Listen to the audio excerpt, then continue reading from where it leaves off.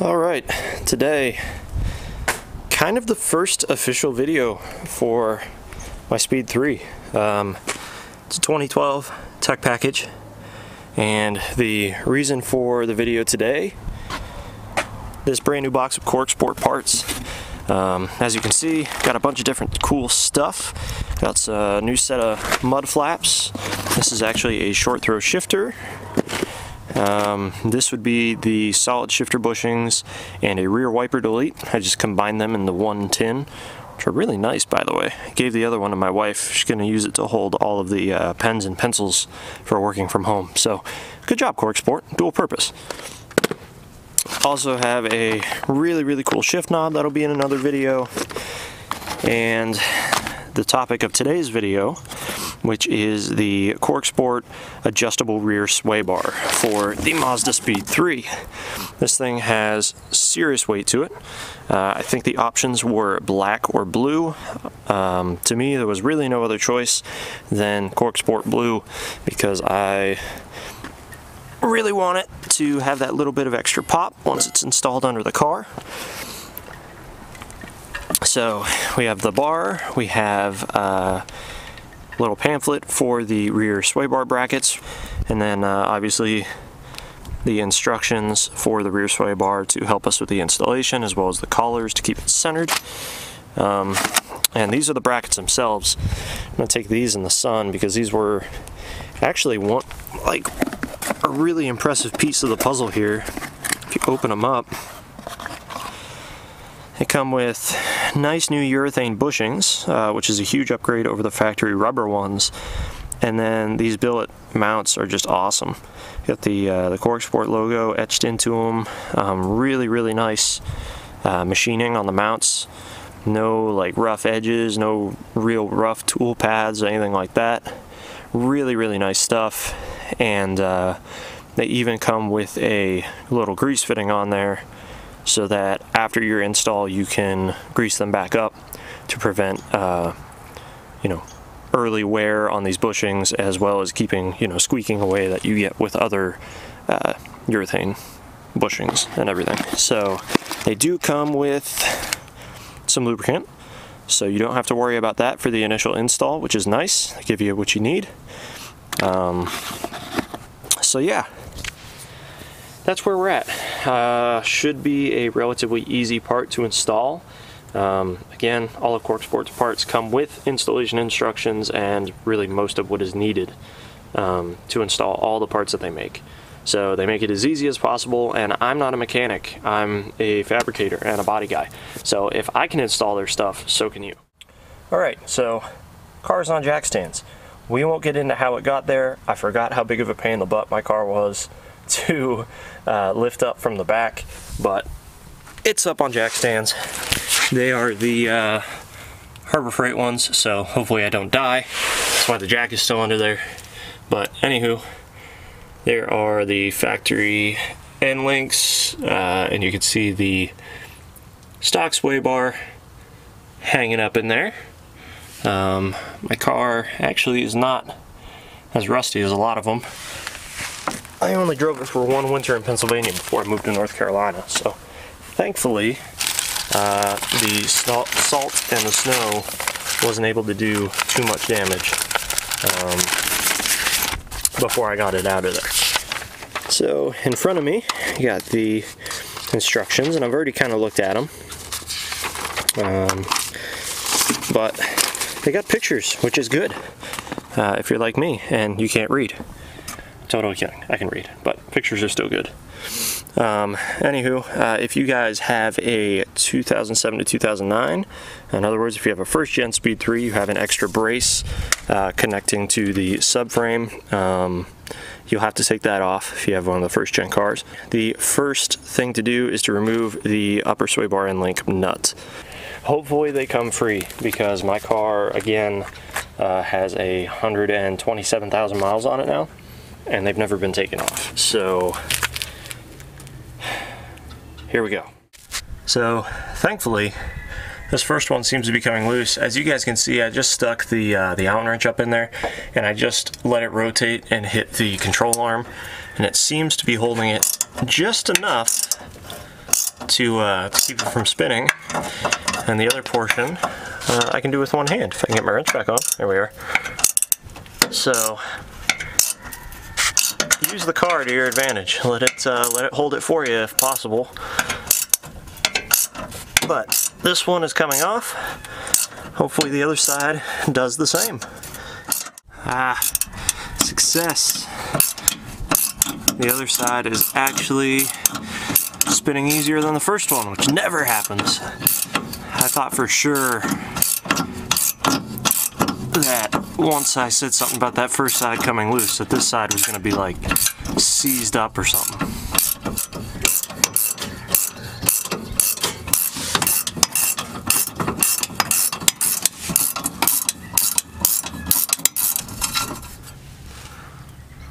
Ta-da!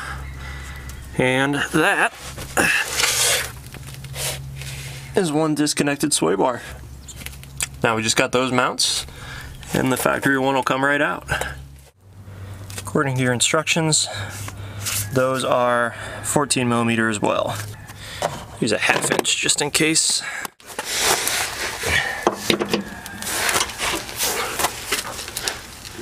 Nope, wrong angle of the dangle. There we go.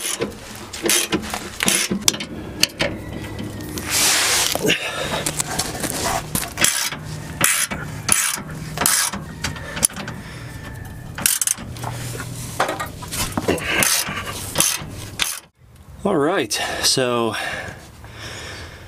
bolts were a little bit more difficult to get out than I thought. I had some rust on the threads on the back side, but as you can see, nothing's broken.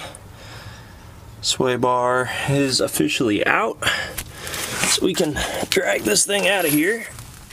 Now that the factory bar is out, you guys can see the difference between old, stamped brackets, worn out bushings, and nice new billet brackets and nice new poly bushings, collars. That's OEM, it's just kind of clamped on there. Also decided to replace the end links while I was here, as long as I had everything apart. Again, car's got 127,000 miles on it, so it's a good time to do it. And for the cost, just go get yourself a set of OEM links and install them with your new rear sway bar. Just a reminder, you do have to keep the OEM nuts for the end links and the OEM bolts. So if you want to replace them, get them ahead of time, but if you're cool with using the old stuff, you'll just use it to install the new sway bar. So that being said, we're going to start the assembly on the new bar, and the first thing they want us to do is they want us to put some grease on the inside of the new bushings.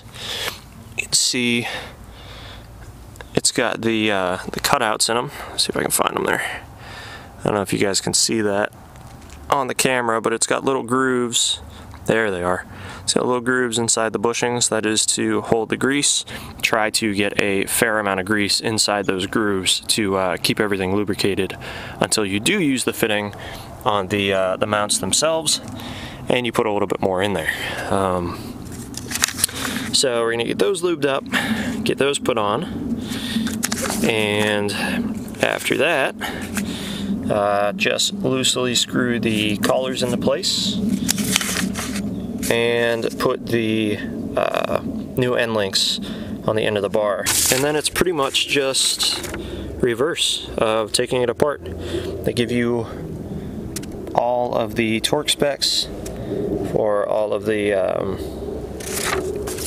hardware and all the brackets and everything, so make sure you torque everything down. I'm losing some daylight, sun's starting to set, so I'm going to go ahead and pretty much put this most of the way together, just so that I make sure to get this done before the sun starts getting too low. Well, I've almost lost the sun, but the good news is that this thing is, for the most part, back in the car. Got everything rough bolted in, which is good. You can see the new mounts. Got the end links just kind of up in the hole. I still have to throw the nuts in those and tighten everything up. But before I do that, I'm going to go ahead and torque the sway bar mounts down to 50 pounds.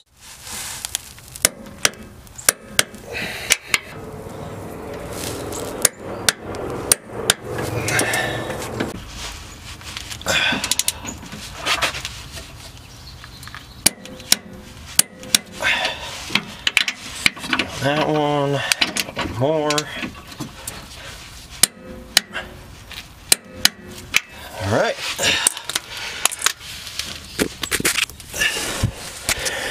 Now that those bad boys are torqued, I'll get the nuts on the top of the end link here. Go ahead, snug that up, snug these collars up, snug this bolt up, and we'll be done.